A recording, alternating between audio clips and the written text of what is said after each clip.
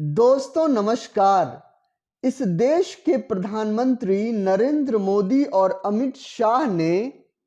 अपने राजनीतिक विरोधियों और खास तौर से उन क्षत्रपों के साथ एक ऐसी डील करने की कोशिश की जो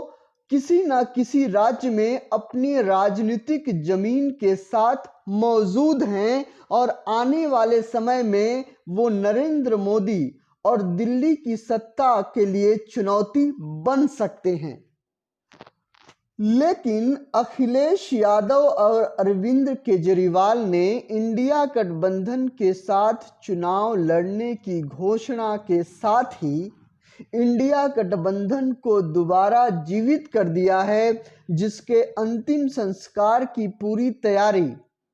बीजेपी और दिल्ली की सत्ता कर चुकी थी।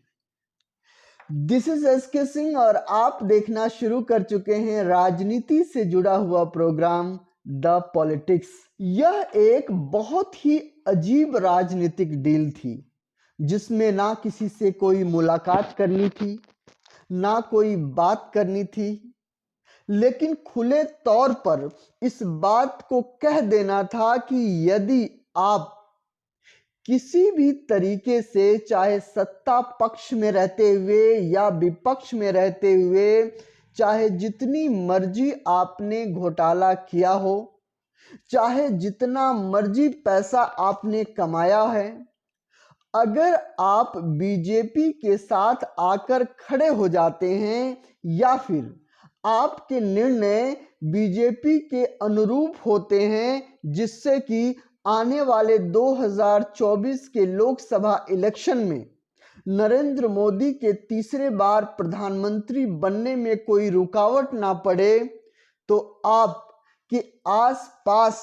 ईडी या सीबीआई या इनकम टैक्स ऑफिसर आपके घर के आसपास भटकेगा नहीं। लेकिन यदि आप दिल्ली की सत्ता के खिलाफ खड़े होने या फिर 2024 में नरेंद्र मोदी और अमित शाह को चुनौती देने की अगर आप कोशिश करोगे, तो राजनीतिक तौर पर आपको खत्म कर दिया जाएगा और आपकी जगह जेल में होगी।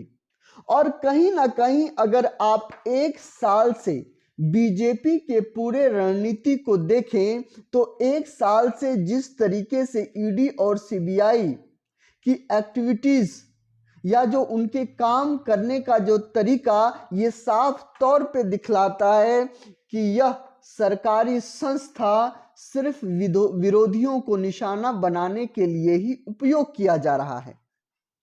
और जिसका मैसेज बिल्कुल साफ था कि हम आपको कहीं टिकने नहीं देंगे, खत्म कर देंगे। और यह बात सिर्फ बात ही नहीं है। अगर आप देखें तो हेमंत सोरेन को गिरफ्तार करके अरविंद केजरीवाल और अखिलेश यादव समेत तेजस्वी यादव को यह मैसेज देना कि अभी भी संभल जाओ, और कहीं ना कहीं ईडी और सीबीआई का डर ही था कि मायावती खामोश हो गई, इंडिया गठबंधन में वो शामिल नहीं हुई और अलग रह के कहीं ना कहीं दिल्ली के सत्ता के अनुरूप ही वह काम करती नजर आ रही हैं। और यही हाल इंडिया गठबंधन के सूत्रधार नीतीश कुमार का हुआ कि उन्हें दिखा कि यहां पर शायद चुनौती बड़ी हो तो क्यों ना दिल्ली की सत्ता के साथ हो जाएं, जिससे कि कुछ सीटें भी हासिल हो जाएं और इसके साथ साथ ईडी और सीबीआई का डर भी खत्म हो जाए। और सवाल सिर्फ यहीं पे खत्म नहीं होता। पश्चिमी यूपी में प्रभाव रखने वाले और जाट और किसानों के बीच प्रभाव रखने वाले जयंत चौधरी ने जिस तरीके से बीजेपी में शामिल होके यह मैसेज दे दिया कि वह दिल्ली के सत्ता के साथ है, जबकि अगर उनके पुराने वक्तव्यों को देखें तो किस तरीके से वो नरेंद्र मोदी और अमित शाह के खिलाफ बोलते आए हैं। लेकिन जिस तरीके से इंडिया गठबंधन दोबारा खड़ा हुआ है, चाहे वो सवाल यूपी के 80 सीटों का है, जिसमें कहीं ना कहीं कांग्रेस के साथ अखिलेश यादव की असहमति बन चुकी है कि 63 सीटों पर सपा लड़ेगी और 17 सीटों पर कांग्रेस। तो अगर इन 80 सीटों पर यूपी में अगर मुकाबला कड़ा हो जाता है, बिहार में कांग्रेस का तेजस्वी यादव से गठबंधन हो जाता है और साथ में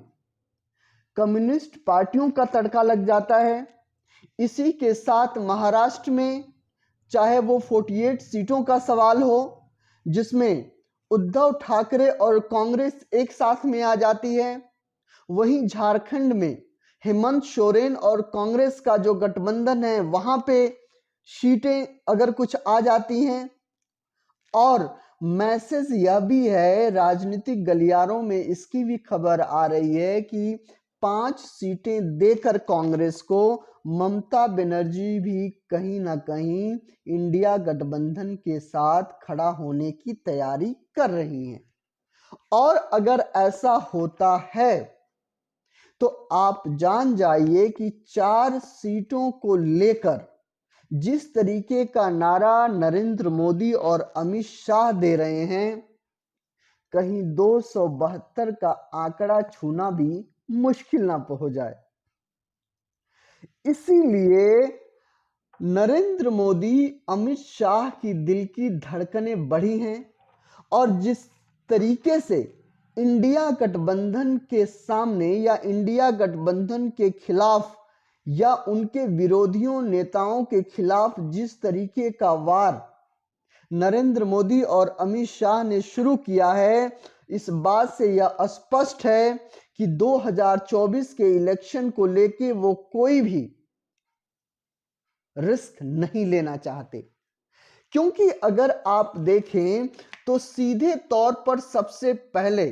कांग्रेस के बैंक अकाउंट को फ्रीज कर देना, उसके बाद 65 करोड़ 88 लाख आयकर विभाग द्वारा निकाल लेना। जबकि अगर आप देखें तो राजनीतिक पार्टी या पॉलिटिकल पार्टी को टैक्स नहीं लगता, लेकिन जो सवाल यह कांग्रेस ने पूछा है उसका अभी तक सत्ता की तरफ से कोई जवाब नहीं आया। लेकिन आयकर विभाग के माध्यम से सरकार ने जिस तरीके की ये कार्रवाई की है वो कहीं ना कहीं कांग्रेस को कमजोर करने की कोशिश है। और इसी के साथ जिस तरीके से तेजस्वी यादव को बार बार नोटिस दिया जा रहा है, वैसे ही अरविंद केजरीवाल को बार बार 7वां नोटिस उनके पास जो है की जा चुका है। और अगर दिल्ली की सत्ता के अनुरूप हुआ तो चुनाव से पहले इनकी गिरफ्तारी की जा सकती है। और ये सारे, और यही नहीं, पूर्व राज्यपाल सत्यपाल मलिक के घर जो रेड पड़ी है, जबकि सत्यपाल मलिक अपने स्वास्थ्य को लेके हॉस्पिटल में भर्ती हैं, लेकिन जिस तरीके से सत्यपाल मलिक बीजेपी के खिलाफ खुले तौर पर वो बोलते हैं और उनका पर्दाफाश करते हुए दिखते हैं, और इस बात का शक है कि शायद मोदी के खिलाफ सत्यपाल मलिक के पास कोई डॉक्यूमेंटेड सबूत है जिसको ढूंढने के लिए ये सारी रेड की जा रही है। अभी तो ये शुरुआत है, आने वाले समय में सीबीआई, ईडी, आयकर विभाग और पुलिस महकमा कुछ ज़्यादा ही सक्रिय होने वाला है, क्योंकि 2024 को लेकर या 400 के पार को लेकर दिल्ली की सत्ता किसी भी तरीके का रिस्क नहीं लेना चाहती। तो अब देखना यह है कि इंडिया गठबंधन आने वाले 2024 के लोकसभा चुनाव में नरेंद्र मोदी और अमित शाह को चुनौती दे पाता है या अपनी जमानत जब्त करवाता है। आपकी इस बारे में क्या राय है? आप इस प्रोग्राम के कमेंट बॉक्स में लिखकर बताइए। और यदि आपको ये प्रोग्राम अच्छा लगा है तो इस चैनल को सब्सक्राइब करके, लाइक करके मुझे प्रोत्साहित कीजिए। नमस्कार, जय हिंद।